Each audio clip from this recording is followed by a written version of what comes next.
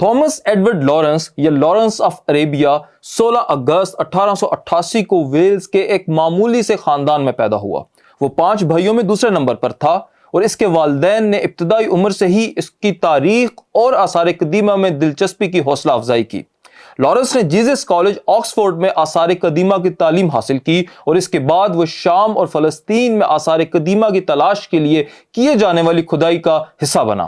اسی دوران اس نے مشرق وسطیٰ کے مختلف علاقوں کا دورہ بھی کیا۔ لارنس نے 1914 میں برطانوی فوج میں شمولیت اختیار کی اور اس سے قاہرہ میں انٹیلیجنس کور میں خدمات سر انجام دینے کا موقع ملا۔ وہ جلد ہی شہزادہ فیصل کی قیادت میں عرب بغاوت میں شامل ہو گیا۔ اس نے عقبہ اور دمشق پر قبضے میں کلیدی کردار ادا کیا۔ لارنس اپنی غیر روایتی حکمت عملی بشمول گوریلا وار اور تخریب کاری کے باعث مخالفین کے لیے درد سر تھا۔ آثار قدیمہ کی کھدائی تو محض صرف ایک بہانہ تھا۔ اصل مقصد برلن اور بغداد کے درمیان چلنے والی ریلوے لائن کی جاسوسی تھا۔ یہاں سے وہ ہر روز خبریں لکھ کر لندن بھیجا کرتا تھا۔ اپنا مقصد حاصل کرنے کے لیے اس نے مزید غداروں اور ضمیر فروشوں کی تلاش شروع کی۔ کافی تگ و دو کے بعد اس نے ترک پارلیمنٹ کے ایک رکن سلیمان فائزی کا انتخاب کیا اور خطی رقم کا لالچ دے کر اس کو اپنے ساتھ ملانے کی کوشش کی۔ فائزی نے بڑی حقارت سے اس کی اس پیشکش کو ٹھکرا دیا اور دھکے مار کر لارنس کو نکال دیا۔ لارنس بڑا عقل مند اور جہاندیدہ تھا۔ اس نے سلیمان فائزی سے کنارہ کشی اختیار کر لی اور کافی غور و فکر کے بعد یہ فیصلہ کیا کہ برطانیہ کے لیے قابل اعتماد اعلی کار اور اپنے ڈھب کا غدار اس کو پڑھے لکھے دولت مند اور سیاسی لوگوں میں نہیں مل سکتا۔ اس لیے اس نے مذہب کا لبادہ اوڑھنا شروع کر دیا۔ وہ بصرہ کی ایک مسجد میں گیا اور مسلمان ہونے کا اعلان کر دیا۔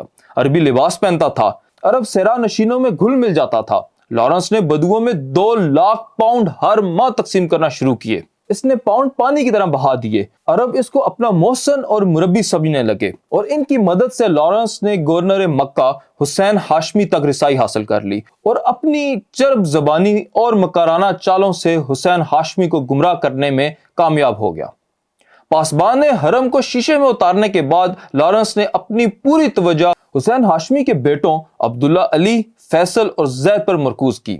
ان کو باور کرایا کہ سید زادہ ہو کر دوسروں کی ماتحتی میں زندگی گزارنا ذلت آمیز ہے۔ ابتدا میں تو چاروں نے لارنس کی بات پر زیادہ توجہ نہ دی، مگر باپ کے بہم انصرار پر لارنس کی چکنی چپڑی باتوں کے باعث ان کے دلوں میں آہستہ آہستہ ترکوں کے خلاف نفرت پیدا ہو گئی اور پھر ایک دن انہوں نے اپنے مکان کی کھڑکی سے ترکوں پر گولیاں برسانا شروع کر دیں۔ اس طرح ترکوں کے خلاف عربوں کی بغاوت کا آغاز کروا کر لارنس بڑا خوش ہوا اور لندن اطلاع دی کہ کھیل شروع ہو گیا ہے۔ پہلی جنگ عظیم کے دوران سلطنت عثمانیہ کے خلاف عرب بغاوت میں اہم کردار ادا کرنے والے تھامس ایڈورڈ لارنس یا لارنس آف عربیہ اکثر مغرب میں ہیرو کے طور پر سراہا جاتا ہے۔ تاہم عثمانی نقطہ نظر سے لارنس کی خدمات دھوکہ دہی اور غداری سے کم نہیں تھی۔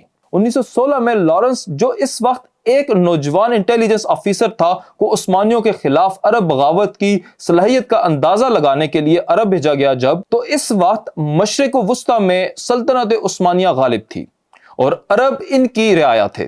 لارنس کے اقدامات عثمانیوں کی طرف سے اس پر دکھائے گئے اعتماد اور مہمان نوازی کی کھلی خلاف ورزی تھی۔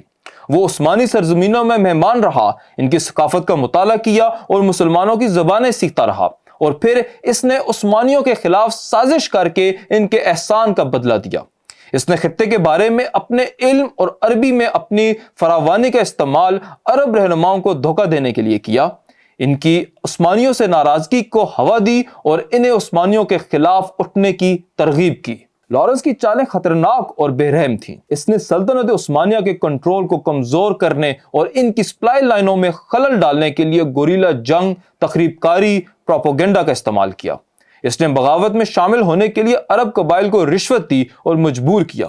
وہ اکثر برطانوی سونا اور ہتھیاروں کا استعمال ان پر اثر انداز ہونے کے لیے کرتا تھا، یہاں تک کہ اس نے عثمانی افواج پر حملوں کی قیادت کی، بہت سے عثمانی فوجیوں اور شہریوں کو شہید اور زخمی کیا۔ سلطنت عثمانیہ طویل عرصے سے مشرق وسطیٰ کی محافظ رہی تھی۔ اس نے پورے خطے میں امن و استحکام کو برقرار رکھا تھا، لیکن لارنس کی خدمات نے عثمانی اختیارات کو کمزور کرنے میں مدد کی۔ جس سے عرب قبائل میں افراتفری اور تقسیم پیدا ہوئی۔ اس کے اقدامات نے پہلی جنگ عظیم میں خلافت عثمانیہ کی حتمی شکست اور اس کے نتیجے میں فاتح اتحادی طاقتوں کے ہاتھوں سلطنت عثمانیہ کے علاقوں کی تراش خراش میں اہم کردار ادا کیا۔